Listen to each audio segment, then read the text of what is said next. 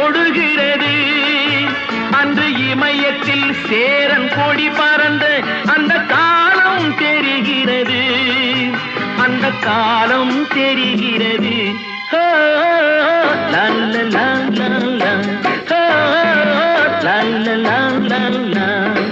புதிய வானம் புதிய பூமி எங்கும் பனிமழை பொழிகிறது.